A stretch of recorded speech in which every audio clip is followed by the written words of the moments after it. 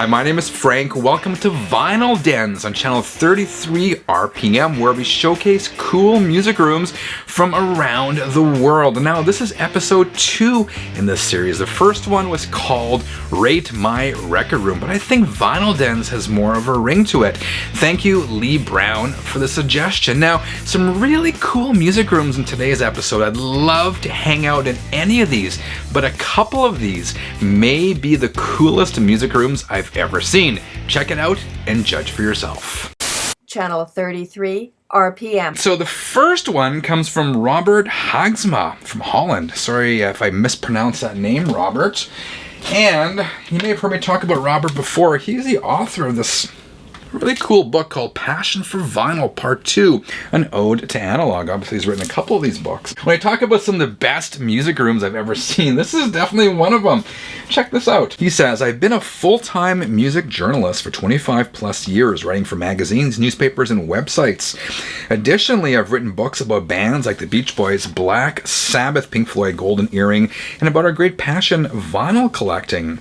I've amassed over 25,000 vinyl records over the years, lots of rock, metal, punk, and hardcore, but also folk, blues, reggae, classical, etc.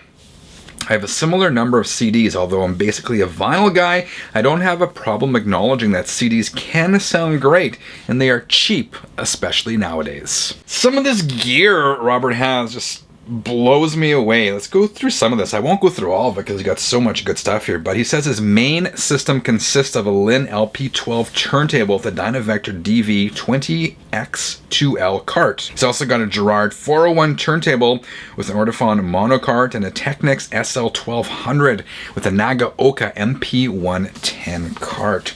I'm not sure if I've said this on the channel before, but I've always wanted an SL1200, and it's on my eventual want to get list for the system. I'm kind of debating whether I want to look more at some of the newer models they've put out or some of the older ones. Anyway, it's not in the cards anytime soon, but it's definitely something I'd be interested in adding to my collection. He says, and I really love my speakers.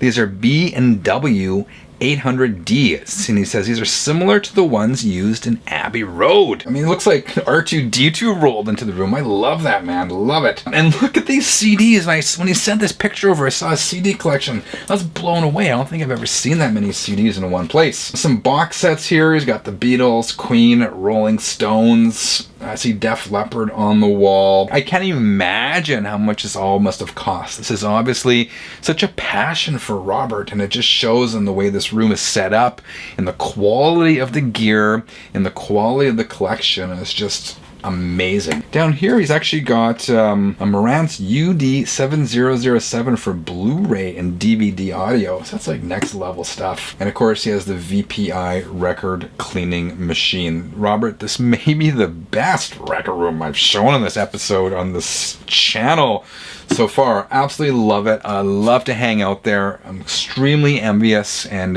fantastic job, Robert. Love it. This next one comes from Mike Lovins from Ohio.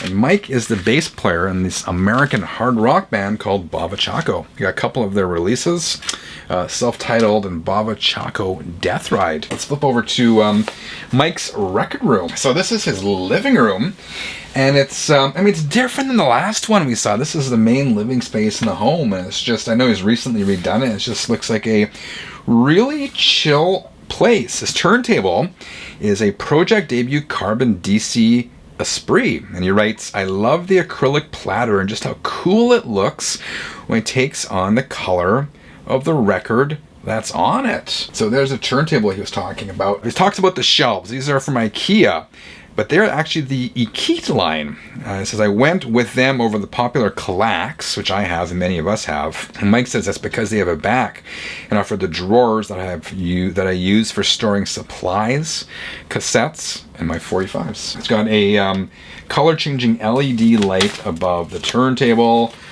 and a bunch of records here. So these are obviously his most prized records. It's got Van Halen Balance. It says this is the most I've paid for a single record. But I'm kicking myself. A couple years ago when we were in Edmonton, one of the record stores there, Free Cloud, had a still sealed copy of Balance on the shelf for $50 Canadian, which is like $35 US, and I stupidly passed on it. Of course, when I went back, the record was gone. So I'm envious to this day of anyone who has Van Halen Balance, because at this rate, I'm not sure if they're ever going to reissue any of that stuff. It's got the reissue of the Peter Criss Cat number 1. That's the recent reissue, limited to 550 copies. It's got Skid Row, Kiss My Ass. Copy of Slaughter's debut album, signed. He says, stick it to you. I found this one at a Kiss convention. Mark Slaughter was there, so I got him to sign it. This is cool. What's this? This is a TDK DA 5900, a dual deck CD player / recorder. Gotta say, I've never seen one of those. That's kind of neat. So I guess instead of dubbing cassettes, you're dubbing CDs. Looks fantastic. I'd love to hang out in your living room, Mike. Thanks for sending those over. Next up, we have a contribution from Darren Wall from Warman, Saskatchewan, Canada. And I'll tell you why I selected this one. Darren doesn't have the fanciest gear out there, but he's managed to assemble a really decent stereo system on a budget. I remember us talking to someone once and they described themselves as a frugophile. That was an audiophile, sort of on a budget, a frugal audiophile where you kind of assemble the best gear that you can afford. And Darren's definitely done this. Let's take a look at some of this. Let's go over to this receiver. This is a Sears RE1207, and he got this for free from a buy and sell page on Facebook. This thing looks gorgeous, and I'm sure it sounds great. I had a Sears turntable myself once. It was an LXI turntable. It was fantastic. It was in the 70s. It was heavy.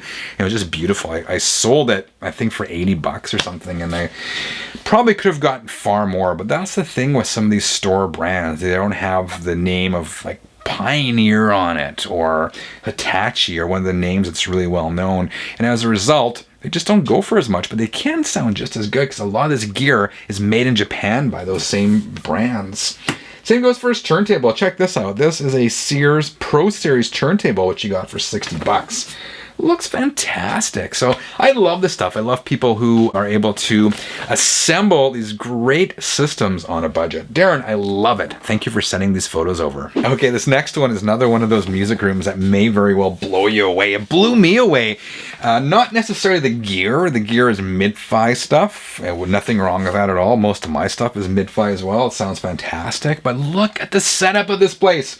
I'm going to leave this on the screen for 1 second. Just let this sink in. This is, it looks like a basement, and that's just amazing. Let's see what John said. He said, my dad started some of this collection in the late 60s and early 70s, and I kind of took it over through the 70s and 80s. We collect together to this day.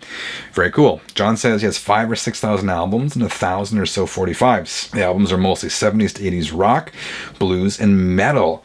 Now he talks about, in this email to me, the custom oak shelves. Here's another view of this. I love it. He says the custom oak shelves were made a few years ago and they're solid. That's an understatement. Like many of us in the vinyl community have IKEA shelves which do the trick, but this is next level. This is, yeah, I mean, when he says solid, I don't doubt it. He says it's nice shelving and really brings the collection together. In terms of his gear, he calls it a hodgepodge of equipment, including an old dual 1218 turntable. He has a new Fluence reference series of the Red Artifawn cartridge. But again, what I really wanted to talk about in this music room is just this record shelving. Here's another angle.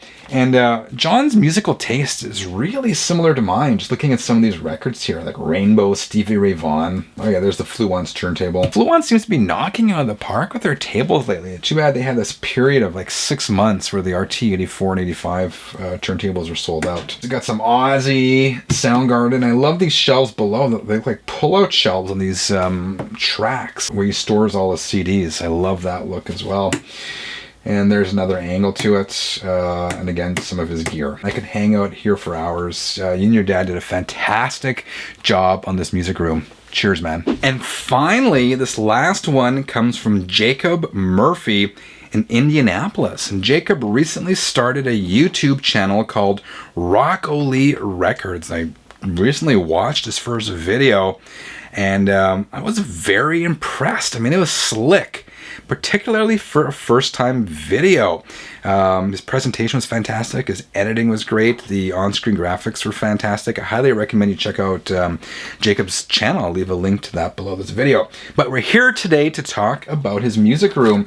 And just take a look at this. This is, if I had to find one word to describe this music room, I would say sophisticated. Maybe I'd say elegant. I never thought I would describe a music room as elegant, but this would be one of those. Let's see what he had to say. He says, attached is a photo of my record room. It is located in the attic of our house that my wife graciously allows me to have for my record collection and stereo. I bought my first record in 2007 as a senior in high school. I've been hooked ever since. I'm 31 years old now. I have around 700 records in my collection, and I saved for nearly a decade and bought my dream stereo secondhand. It's made up of Macintosh gear, an MT5 turntable, an MA7900 amp, and an XR100 speakers. I listen primarily to rock, metal, and country, but I venture outside of those genres occasionally. As I said, look at this room. I mean, it's so well planned. I compare it to my record room where I do these videos, and mine is such a hodgepodge of stuff kind of crammed into a 10 by 10 room. And Jacob really had the luxury of space and time and design. Like, even look at this chair. Leather and some kind of, looks like an exotic wood. It's just, picture yourself sitting in that chair, listening to your favorite tunes on that equipment. I mean, I can't imagine how good that would sound. A nice couch, sofa setup, coffee table with magazines. And here's the gear. Like, again, I think it's almost everyone's dream to own this sort of Macintosh gear. And I mean, one, talk about the way it sounds, but also look at the beautiful design of this and the lighting and sort of in a dimly lit music room, what that would look like. I think it would look great. He's got some box sets underneath there. It's the Beatles, Metallica, and Dio, a decade of Dio. I have that box set as well. It's kind of funny because it came out and I bought it for like $100 Canadian. And if you look at that now, it's like double or triple the price. It's increased in value incredibly. Also, so these record dividers, I asked them about these because they look really unique. It says the record dividers came from Copel Design. It's a company located in California. They weren't cheap. I looked it up, but they look really cool. He's got this display case for other records. And again, these speakers are just blown away by, I've probably said blown away more times than I should in this episode today, but those look great. And I truly have been blown away by so many of these submissions. Jacob, thank you very much for sending it in. I guess my only question about this one is there's not a lot of carpeting here. There's a lot of hardwoods. And I'm just kind of curious to see how that impacts sound in terms of is there reverb in that room? Do you notice it?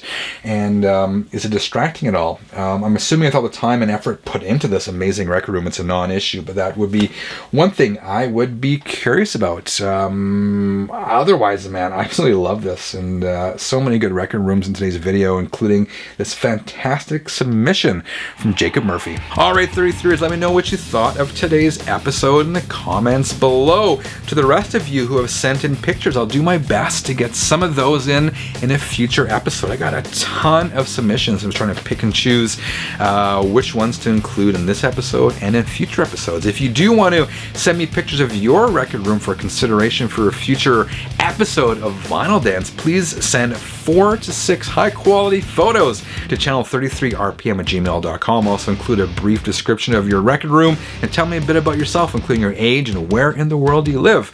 Otherwise, dear 33ers, thank you for tuning in and making it this far. I hope each and every one of you has a fantastic week. Until next time, keep on spinning.